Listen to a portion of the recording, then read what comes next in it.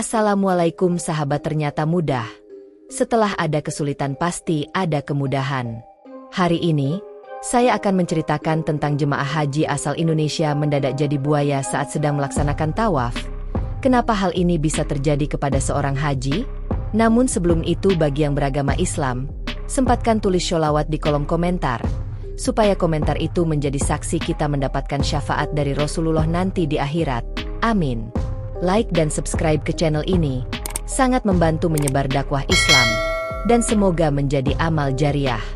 Desa itu terletak di pesisir, dikelilingi oleh laut yang luas di satu sisi dan hutan lebat di sisi lainnya. Di antara keduanya, terdapat sebuah rawa yang luas, gelap, dan hampir tidak tersentuh oleh manusia. Airnya keruh, dikelilingi ilalang tinggi yang bergoyang seiring angin laut yang berhembus pelan. Penduduk desa menganggap rawa itu sebagai tempat yang sia-sia, hanya menjadi sarang nyamuk dan tempat buaya berdiam. Namun, bagi seorang pria bernama Rohata, rawa itu adalah peluang. Ia melihat apa yang tak dilihat orang lain. Seorang pria teguh, berusia hampir 50 tahun, dengan tatapan tajam dan tangan yang selalu sibuk bekerja. Ia tidak percaya pada mitos dan tahayul yang beredar di desanya. Baginya, keberuntungan tidak datang dari langit, melainkan dari kerja keras dan perhitungan yang matang. Bertahun-tahun ia membangun tambaknya di sana, mengubah rawa yang dianggap tak berguna menjadi ladang emas. Ribuan ekor ikan tumbuh subur di dalamnya, menghasilkan keuntungan yang tidak sedikit. Setiap hari, para pekerja tambaknya sibuk dengan jaring dan ember, menangkap ikan-ikan gemuk yang siap dikirim ke kota. Uang terus mengalir, menjadikannya orang terkaya di desa itu. Namun, keberhasilan itu tidak datang tanpa harga. Rohata telah melakukan sesuatu yang tidak pernah ia ceritakan kepada siapapun. Di masa lalu, rawa itu adalah rumah bagi ratusan ekor buaya. Mereka menguasai perairan berlumpur itu, menjadi penguasa yang tak tergoyahkan. Rohata tahu, selama mereka ada, ia tidak akan bisa memiliki tempat itu untuk dirinya sendiri. Suatu malam, dalam kegelapan yang pekat, ia menyusun rencana. Ia menebarkan ayam-ayam mati yang telah diracuni ke seluruh penjuru rawa. Dalam diam, ia menunggu, mendengarkan suara gemuruh air saat para buaya melahap umpan beracun itu. Esok paginya, rawa itu penuh dengan bangkai-bangkai besar yang mengapung. Matanya yang dulu tajam kini kosong dan tak bernyawa. Rohata tidak merasa bersalah. Baginya, ini adalah harga yang harus dibayar demi masa depan yang lebih baik. Tahun demi tahun berlalu, tidak ada lagi buaya yang terlihat di rawa itu. Tambaknya berkembang pesat, rumahnya semakin besar, dan namanya semakin dihormati. Ia telah mendapatkan semua yang ia inginkan. Namun, jauh di dalam hatinya, ada sesuatu yang terus mengusiknya, sesuatu yang tidak bisa ia jelaskan. Suatu hari, seorang lelaki tua dari desa tetangga datang menemuinya. Wajahnya penuh kerutan. Matanya menatap Rohata dengan sorot yang dalam. "Kau mengambil sesuatu yang bukan milikmu," kata lelaki tua itu dengan suara serak. Rohata tertawa kecil, mengangkat bahu. "Aku hanya menggunakan apa yang telah Allah berikan. Rawa itu tidak berguna sebelum aku mengubahnya." Lelaki tua itu menggeleng pelan. "Bukan tanahnya yang kau ambil, tapi nyawa-nyawa yang pernah hidup di sana. Kau pikir mereka akan diam saja?" Rohata mendengus, merasa kesal. Ia tidak punya waktu untuk mendengar omong kosong semacam ini. Lelaki tua itu akhirnya pergi, meninggalkan Rohata dengan pikirannya sendiri. Malam itu, untuk pertama kalinya dalam bertahun-tahun, ia terbangun dengan keringat dingin. Ia bermimpi tentang rawa itu, tentang buaya-buaya yang ia racuni. Mereka menatapnya dengan mata kosong, ratusan pasang mata yang kini penuh dengan dendam. Rohata menggelengkan kepala, mencoba mengusir pikiran itu. Ia bukan orang yang mudah percaya pada hal-hal gaib. Semua ini hanyalah permainan pikirannya sendiri. Namun, jauh di dalam lubuk hatinya, ia tahu sesuatu sedang mengawasinya. Malam itu terasa lebih sunyi dari biasanya. Angin laut yang biasa berhembus lembut kini terasa dingin dan menusuk kulit. Rohata duduk di beranda rumahnya yang besar, menyesap kopi hangat, mencoba menenangkan pikirannya. Namun, matanya terus melirik ke arah tambak yang luas di kejauhan. Entah mengapa, ia merasa ada sesuatu yang berubah. Biasanya, air tambaknya terlihat tenang, hanya beriak kecil tertiup angin. Namun malam ini, permukaannya tampak bergelombang, seakan ada sesuatu yang bergerak di bawahnya. Rohata menggeleng, mencoba menertawakan dirinya sendiri. Hanya perasaanku saja, gumamnya pelan. Namun, kegelisahan itu tak juga hilang. Ia berdiri, melangkah menuju tambak. Langkahnya mantap, tapi dadanya terasa berat. Ia mencoba meyakinkan dirinya bahwa semua ini hanyalah ilusi. Saat tiba di pinggir tambak, ia menatap ke dalam air. Gelap. Sunyi. Ia memejamkan mata sejenak, menarik napas dalam. Ketika ia membuka mata kembali, jantungnya hampir berhenti. Di bawah permukaan air, sesuatu bergerak. Perlahan-lahan, muncul bentuk samar yang semakin jelas. Sepasang mata kuning menatapnya dari dalam kegelapan air. Rohata terhuyung mundur. Ia mencoba fokus, berharap itu hanya bayangan.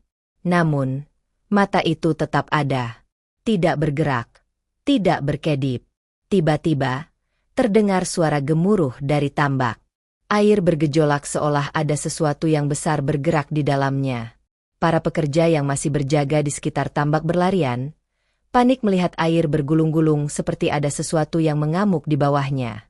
"Pak, ada sesuatu di dalam tambak," seru salah seorang pekerja. Rohata tidak menjawab. Dadanya berdebar kencang. Ia tidak percaya pada tahayul, tapi kejadian ini sulit dijelaskan dengan logika. Di tengah kepanikannya, suara berat dan dalam berbisik di telinganya. "Kau pikir bisa menghapus dosa hanya dengan melupakannya?" Rohata terhuyung, mencari sumber suara itu. Namun, tidak ada siapapun di sekitarnya. Pekerja-pekerja tambak berlari ke sana kemari, tapi tidak ada yang tampak menyadari bisikan itu. Ia menelan ludah. Tenggorokannya kering. Ini hanya halusinasi. Pasti hanya pikirannya yang lelah. Namun, sebelum ia sempat berpaling, sesuatu yang lebih mengerikan terjadi. Dari tengah tambak, muncul gelembung-gelembung besar, diikuti oleh bau anyir yang menusuk. Seperti bau bangkai yang sudah lama membusuk. Perlahan, sesuatu mulai muncul ke permukaan. Rohata mundur beberapa langkah. Matanya membelalak saat melihatnya. Di atas permukaan air yang berkilauan di bawah cahaya bulan, mengapung tubuh-tubuh buaya yang telah membusuk. Kulit mereka mengelupas, mata mereka kosong, tapi mulut mereka terbuka seakan berbisik sesuatu yang tak terdengar. Pekerja tambak menjerit ketakutan. Beberapa lari meninggalkan tempat itu, sementara yang lain membeku di tempat, tidak mampu bergerak. Rohata tidak bisa bernapas. Ia ingin lari, tapi tubuhnya seakan terpaku di tempat. Tiba-tiba, salah satu buaya itu bergerak. Tubuhnya seharusnya sudah mati, tapi perlahan-lahan, mulutnya bergerak, membentuk sebuah kata. "Kau harus membayar." Telinga Rohata berdenging. Lututnya melemas. Dunia terasa berputar. Lalu semuanya menjadi gelap. Gelap. Hanya itu yang Rohata rasakan saat kesadarannya perlahan kembali. Tubuhnya terasa berat, seolah tertahan oleh sesuatu yang tak terlihat. Suara samar mulai masuk ke telinganya. Suara gemercik air dan angin yang berhembus pelan. Ia mencoba membuka mata, tapi yang ia lihat hanyalah kegelapan pekat. Ada sesuatu yang salah. Perlahan, ia menyadari bahwa ia tidak sedang berada di rumahnya. Ia berdiri di tengah rawa. Namun, rawa itu bukanlah tambaknya yang sekarang. Ini adalah rawa seperti dulu, sebelum ia meracuninya. Penuh dengan ilalang liar, airnya hitam pekat, dan udara di sekitarnya terasa dingin menusuk. Jantungnya berdetak kencang. Ia melangkah maju, tapi air rawa menyentuh kakinya. Terasa dingin, lebih dingin dari es. Ia mengangkat kakinya, tapi lumpur hitam lengket menahannya, seolah rawa itu enggan melepaskannya.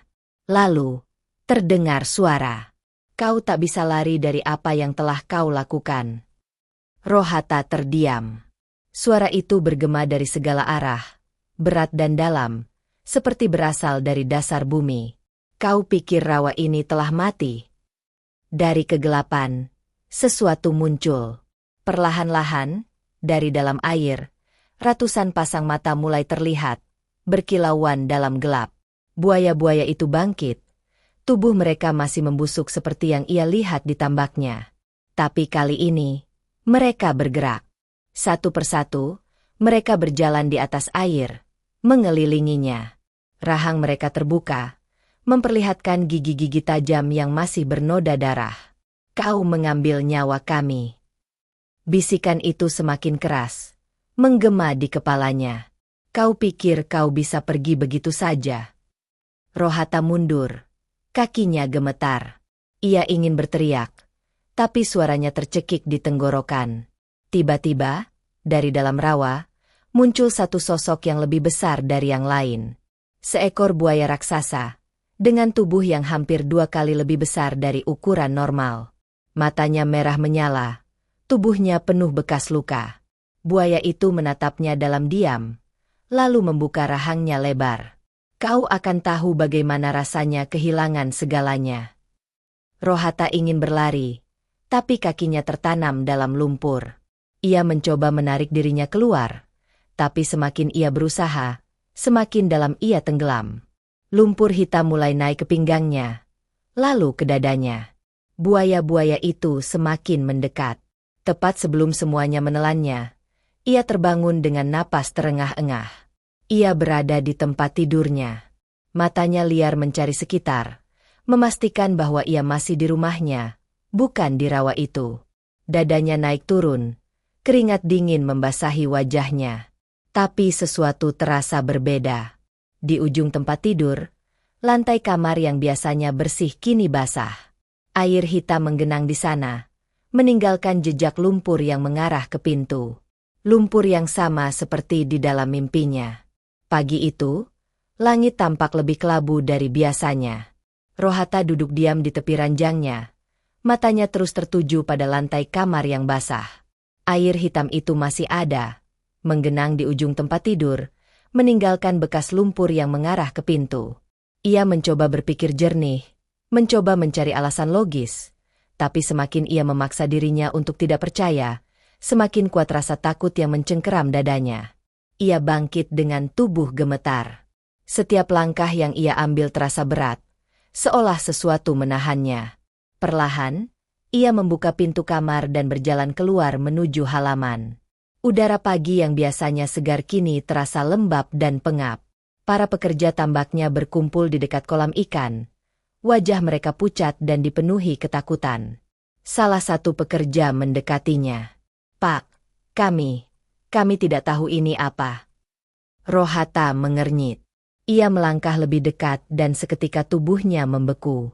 Di atas permukaan air tambak, mengapung puluhan ekor ikan yang mati. Bukan hanya mati biasa, ikan-ikan itu membusuk dengan luka-luka menganga di tubuhnya, seperti bekas gigitan yang besar dan dalam. Namun, bukan itu yang paling membuat dadanya terasa sesak. Di tengah tambak, mengambang sebuah kepala buaya yang sudah membusuk.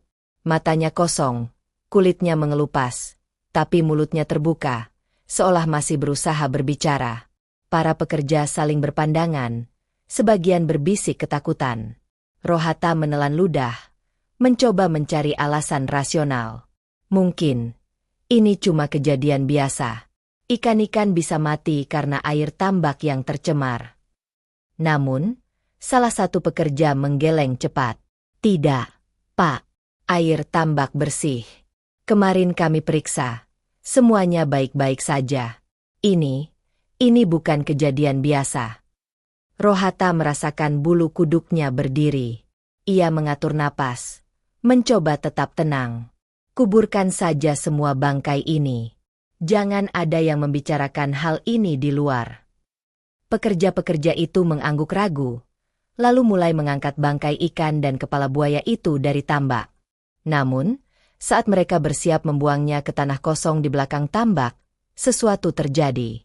Air tambak yang tadi tenang tiba-tiba beriak dengan sendirinya, seolah ada sesuatu yang bergerak di dalamnya.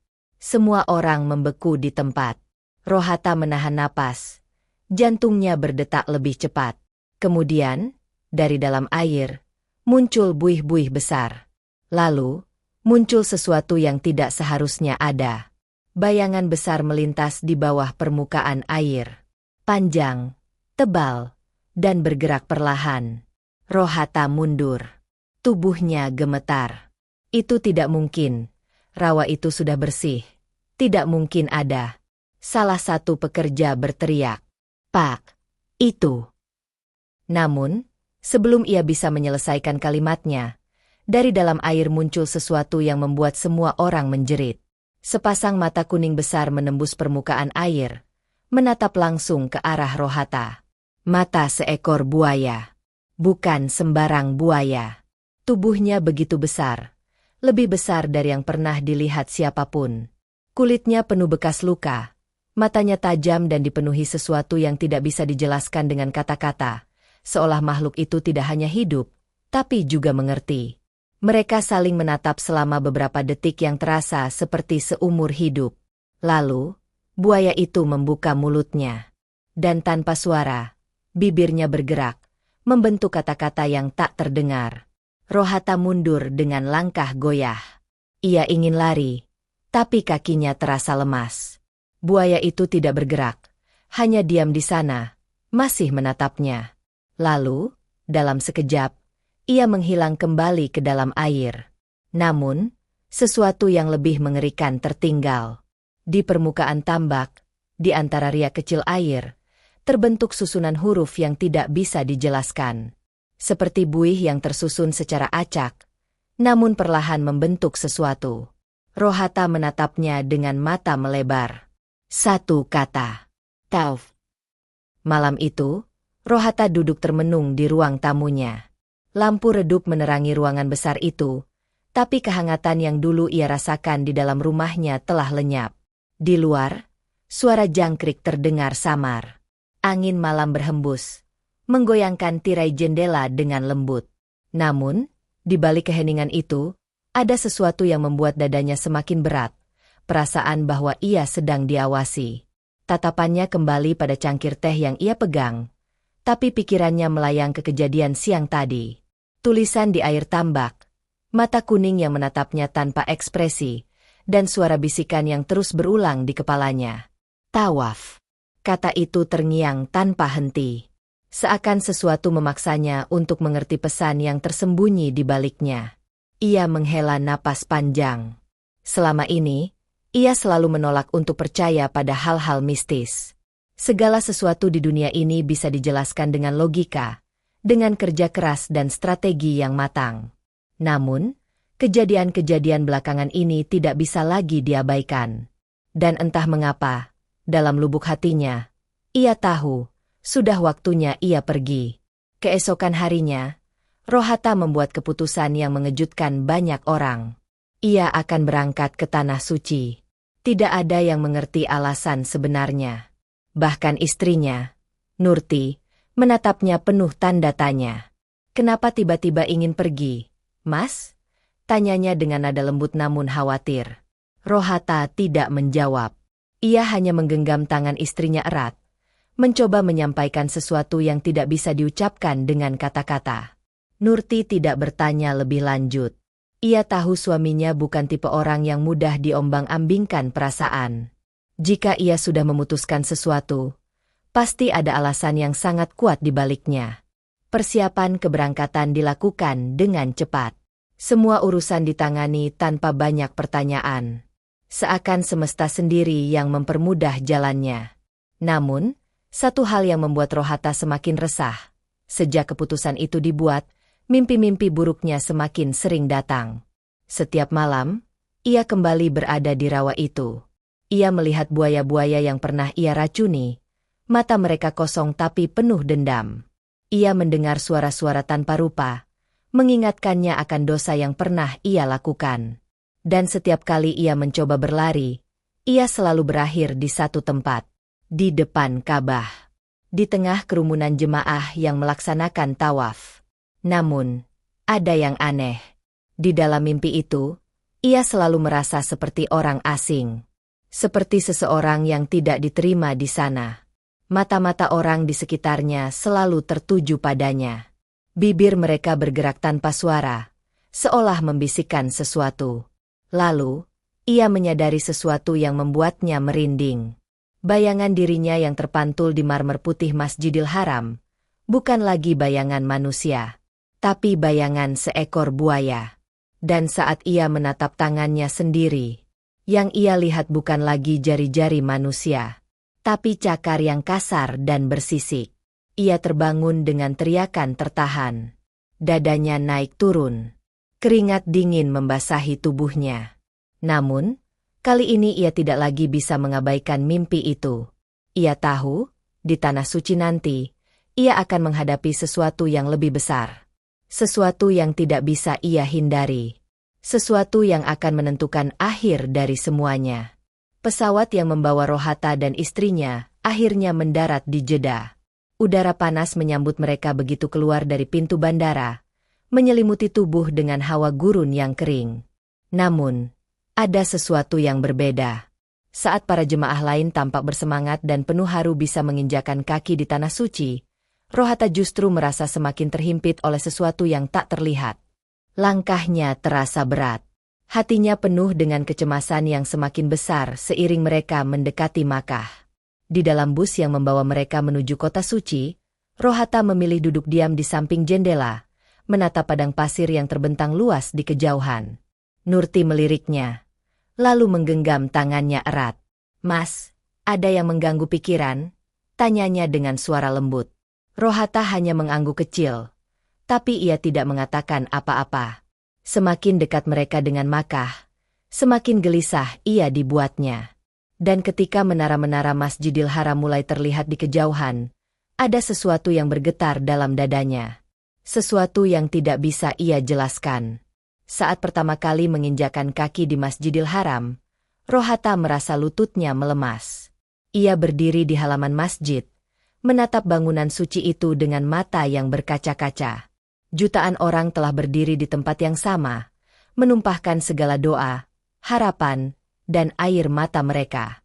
Namun bagi Rohata, ada sesuatu yang berbeda. Ia merasa, tempat ini mengenal dirinya. Bukan hanya sebagai seorang hamba yang datang untuk beribadah, tapi sebagai seseorang yang membawa sesuatu dari masa lalunya. Ia menggelengkan kepala, mencoba menepis pikiran itu.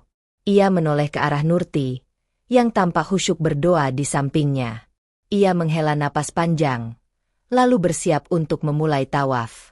Langkah pertamanya terasa berat. Langkah kedua lebih berat lagi. Dan ketika ia mencapai putaran pertama, ia mulai menyadari sesuatu yang membuat darahnya berdesir. Setiap orang di sekitarnya berjalan dengan normal, melafalkan doa dan zikir dengan hikmat. Namun, ia merasa berbeda. Langkahnya lebih lambat dibanding yang lain. Dan setiap kali ia mencoba mempercepat langkahnya, ia merasa ada sesuatu yang menyeretnya ke belakang.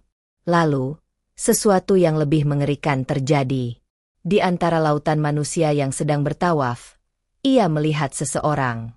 Atau lebih tepatnya, sesuatu. Sosok itu berdiri diam di tengah kerumunan, menatapnya lurus. Matanya kuning menyala. Tubuhnya besar, bersisik, dan gelap. Rohata terpaku. Keringat dingin membasahi tengkuknya. Orang-orang terus berjalan melewati sosok itu, seakan mereka tidak melihatnya sama sekali. Namun, bagi Rohata, sosok itu nyata.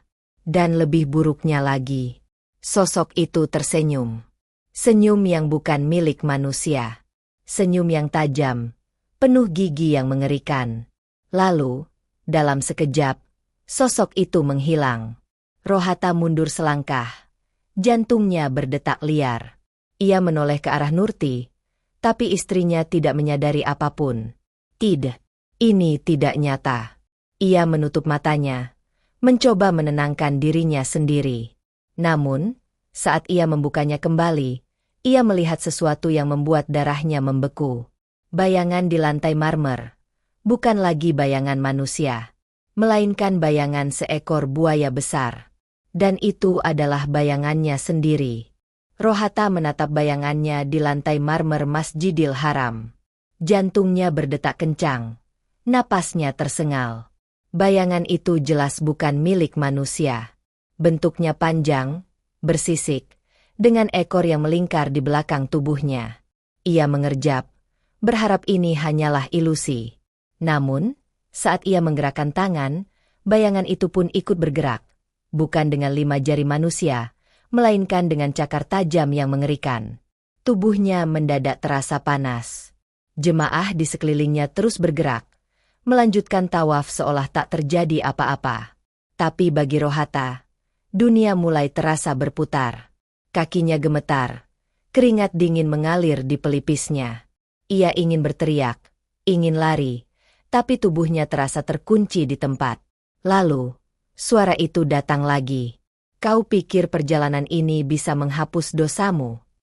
Rohata menoleh cepat, mencari sumber suara, tapi yang ia lihat hanyalah orang-orang yang khusyuk berdoa. Tak ada seorang pun yang tampak berbicara kepadanya. Tiba-tiba, sesuatu merayap di bawah kulitnya. Rasa panas di tubuhnya semakin menyebar, seperti ada sesuatu yang bergerak di dalam dirinya. Ia mencengkeram dadanya, mencoba mengendalikan napasnya yang semakin berat.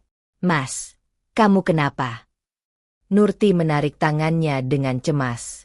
Suara istrinya terdengar jauh, seolah berasal dari dunia lain. Rohata ingin menjawab, tapi tenggorokannya tercekat. Dalam pandangannya yang mulai kabur, ia melihat kilasan-kilasan dari masa lalunya. Ia kembali ke rawa itu, melihat buaya-buaya yang sekarat, meronta dalam kesakitan akibat racun yang ia sebar. Ia mendengar suara air bergejolak, bau busuk bangkai yang menguar ke udara. Dan di antara semuanya, ia melihat sosok buaya raksasa yang pernah menghantuinya dalam mimpi. Makhluk itu menatapnya dengan mata penuh kebencian. Sekarang giliranmu. Seketika, tubuhnya kehilangan keseimbangan. Rohata terjatuh di lantai marmer yang dingin. Orang-orang di sekitarnya mulai menoleh, sebagian berseru kaget. Nurti berlutut di sampingnya, mengguncang tubuhnya dengan panik. Namun, Rohata tidak bisa lagi mendengar suara apapun. Yang ia rasakan hanyalah panas yang semakin membakar tubuhnya. Lalu, sesuatu yang jauh lebih mengerikan terjadi. Kulitnya mulai berubah. Perlahan, ia bisa merasakan sesuatu merayap di bawah permukaan kulitnya. Rasa sakit yang luar biasa menjalar dari ujung kaki hingga kepala. Ia ingin menjerit, tapi suaranya tertahan di tenggorokan. Tangannya perlahan berubah. Kulitnya yang dulu halus kini mengeras, berubah menjadi sisik kasar. Kukunya memanjang, melengkung seperti cakar. Orang-orang mulai menjerit. Sebagian mundur, sebagian lagi tetap terpaku di tempat, tak percaya dengan apa yang mereka lihat. Nurti menatapnya dengan mata membelalak. Tangannya menutupi mulutnya yang gemetar. Mas, apa yang terjadi padamu? Suaranya nyaris berbisik. Rohata mencoba mengangkat tangannya, tapi yang ia lihat bukan lagi tangan manusia. Bentuknya kini menyerupai kaki reptil, dengan cakar yang tajam. Ia berusaha merangkak mundur, namun kakinya sudah tak lagi bisa digerakkan seperti biasa. Tubuhnya terasa semakin berat, semakin besar. Kerumunan di sekitar Ka'bah mulai kacau. Beberapa petugas keamanan berlari ke arahnya, berusaha memahami apa yang sedang terjadi. Namun, tak seorang pun yang berani mendekat. Karena kini, di tengah Masjidil Haram, Rohata bukan lagi manusia. Keheningan yang sebelumnya mengisi area tawaf pecah dalam sekejap. Orang-orang berteriak, mundur dengan wajah penuh ketakutan. Beberapa jemaah berusaha melanjutkan ibadahnya dengan gemetar, sementara yang lain terpaku, tak percaya dengan apa yang mereka saksikan. Di tengah lautan manusia itu, tubuh Rohata terus mengalami perubahan mengerikan. Kulitnya yang dulu kecoklatan kini mengeras menjadi sisik kasar, berwarna hijau kehitaman. Otot-otot tubuhnya meregang, membesar, membuat pakaiannya terkoyak di beberapa bagian.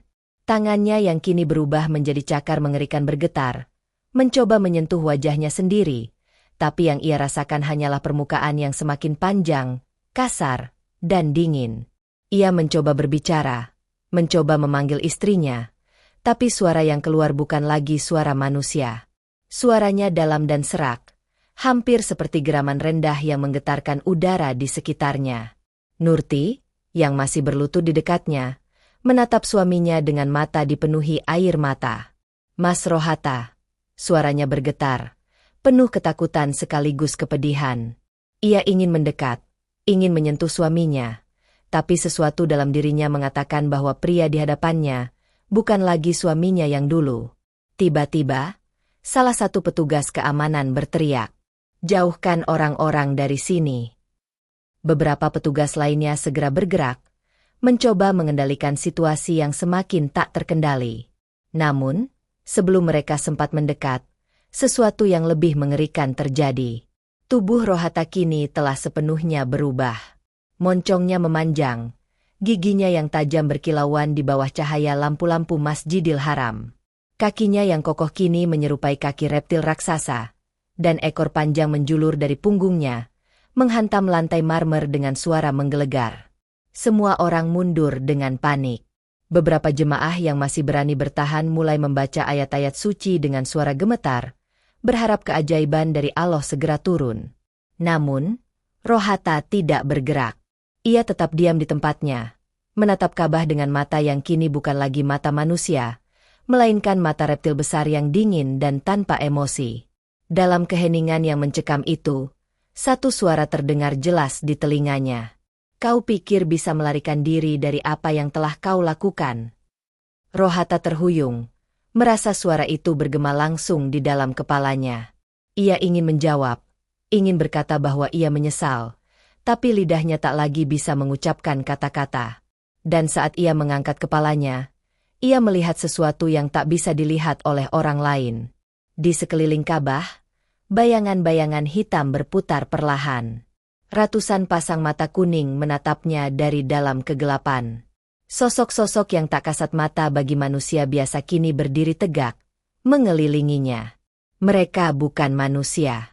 Mereka adalah buaya-buaya yang pernah ia racuni, yang telah mati bertahun-tahun lalu di rawa tempat ia membangun tambaknya. Namun, kali ini mereka bukan hanya sekadar bayangan masa lalu.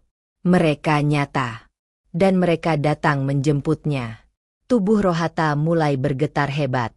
Rasa panas yang tadi membakar tubuhnya kini berganti dengan rasa dingin yang menusuk hingga ke tulang. Lalu, sesuatu menariknya. Seketika itu juga, tubuhnya ambruk ke lantai marmer, mengeluarkan suara berat yang menggema di seluruh Masjidil Haram. Nurti berteriak, berusaha mendekat, tapi para petugas sudah menahannya. "Ibu, jangan!" seru salah satu petugas. Namun, wanita itu tidak peduli. Ia berusaha menerobos. Air matanya mengalir deras di pipinya. "Mas Rohata! Mas Rohata!"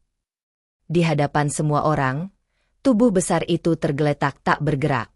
Udara di sekitarnya terasa hampa, seolah waktu berhenti sesaat. Lalu, tanpa ada yang menduga, mata reptil itu perlahan menutup. Dan saat itu juga, dari kejauhan, suara azan subuh berkumandang, menggema di seluruh Masjidil Haram. Suara azan subuh menggema di seluruh Masjidil Haram, membawa ketenangan yang kontras dengan kekacauan yang baru saja terjadi. Namun, di tengah kerumunan yang masih dipenuhi ketakutan, tubuh besar itu tetap tergeletak di lantai marmer yang dingin. Nurti masih meronta, mencoba mendekat, tapi petugas menahannya dengan hati-hati. "Biarkan aku mendekat. Itu suamiku," isaknya, air mata membasahi wajahnya yang penuh kepedihan. Namun, tak ada satupun yang berani melangkah lebih dekat. Semua orang terpaku, menatap tubuh besar itu dengan ngeri dan tak percaya. Lalu, sesuatu yang aneh terjadi. Di bawah cahaya lampu-lampu Masjidil Haram, perlahan tubuh bersisik itu mulai berubah. Moncong yang panjang perlahan menyusut. Cakar-cakar tajam itu mulai melebur kembali menjadi jari-jari manusia. Ekor panjang yang tadi melingkar di lantai kini perlahan menghilang. Dalam hitungan detik, Tubuh Rohata kembali seperti semula. Ia kini terbaring dengan wajah yang damai, matanya tertutup, dan napasnya sangat lemah. Semua orang tercengang. Beberapa petugas yang tadinya menahan Nurti akhirnya melepaskannya. Wanita itu segera berlari ke sisi suaminya, menggenggam tangannya yang terasa dingin. Mas Rohata, bangun," bisiknya dengan suara bergetar. Namun, Rohata tidak menjawab. Dalam kesadarannya yang semakin menipis, ia mendengar suara-suara yang tak lagi berasal dari dunia ini. Ia kembali melihat rawa yang dulu ia hancurkan. Ia melihat buaya-buaya itu sekali lagi, berdiri di tepi air, menatapnya dengan mata yang kini tak lagi penuh kebencian, melainkan seolah pasrah. Sosok buaya raksasa yang tadi menghantuinya kini perlahan berbalik, berjalan ke dalam kegelapan, meninggalkannya sendirian. Dan untuk pertama kalinya dalam hidupnya, Rohata merasakan sesuatu yang belum pernah ia rasakan sebelumnya. Ketenangan. Ia tidak lagi takut. Ia tidak lagi dikejar bayangan masa lalunya. Semua sudah berlalu. Ia ingin mengucapkan sesuatu pada istrinya. Ia ingin meminta maaf.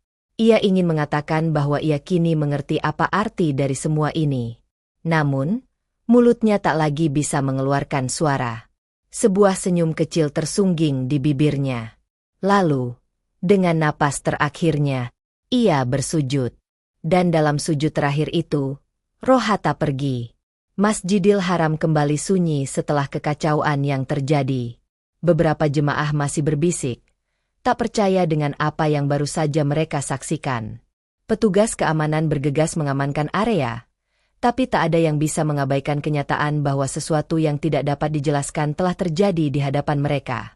Nurti masih berlutut di samping suaminya yang kini tak lagi bernapas. Tangannya menggenggam jemari Rohata yang mulai terasa dingin. Matanya tak mampu menahan air mata yang terus mengalir. Ia ingin berteriak, ingin mengembalikan waktu, ingin meminta Allah memberinya kesempatan sekali lagi. Namun, saat ia menatap wajah suaminya yang kini begitu damai, ia tahu segalanya telah berakhir. Para petugas dan beberapa jemaah mulai mendekat. Salah satu dokter yang berjaga segera memeriksa Rohata.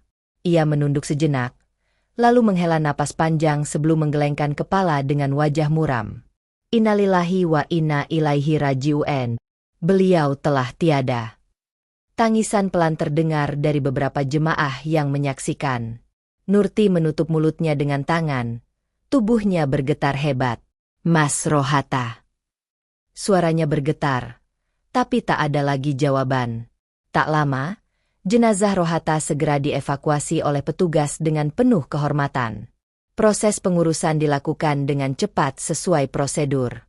Meninggal di Tanah Suci adalah kemuliaan, dan banyak yang mengatakan bahwa mereka yang berpulang di sini telah mendapatkan panggilan khusus dari Allah. Namun, hanya Nurti yang tahu bahwa suaminya tak sekadar berpulang. Suaminya telah menebus sesuatu yang lebih besar dari sekadar kehidupan duniawi. Beberapa hari kemudian, Nurti kembali ke Indonesia sendirian. Kepulangannya tanpa Rohata menjadi peristiwa yang begitu berat, terutama saat ia harus memberitahu keluarga dan kerabat tentang apa yang terjadi. Desa tempat mereka tinggal segera dipenuhi kabar duka. Orang-orang yang dulu mengenal Rohata sebagai pria sukses dan dermawan tak bisa menyembunyikan keterkejutan mereka. Namun, yang lebih mengejutkan lagi, tambak milik Rohata mengalami kejadian aneh setelah kepergiannya. Beberapa hari setelah berita kematian Rohata tersebar, para pekerja tambak melaporkan sesuatu yang tak bisa mereka jelaskan. Air tambak yang tadinya jernih tiba-tiba menghitam pekat, seperti lumpur rawa yang dalam. Ribuan ikan mati secara misterius, mengapung di permukaan dengan tubuh yang membusuk dalam waktu singkat. Beberapa pekerja bersaksi bahwa mereka mendengar suara gemuruh dari dalam air di malam hari, seperti ada sesuatu yang bergerak di bawahnya. Lalu, suatu pagi, tambak itu berubah menjadi sunyi. Semua airnya surut dengan sendirinya, menyisakan tanah berlumpur yang kosong. Dan di tengah lumpur itu, terbentuk sebuah cekungan yang menyerupai jejak besar. Jejak yang tak mungkin dibuat oleh manusia. Jejak yang mirip dengan bentuk seekor buaya raksasa. Setelah kejadian itu, Tambak yang dulu menjadi sumber kekayaan Rohata ditinggalkan. Tak ada yang berani menyentuhnya lagi. Seiring waktu, rawa yang dulu dihancurkan oleh Rohata perlahan kembali, seolah mengambil kembali apa yang pernah menjadi miliknya. Dan bagi Nurti, suaminya mungkin telah pergi. Namun, kisahnya akan tetap hidup selamanya.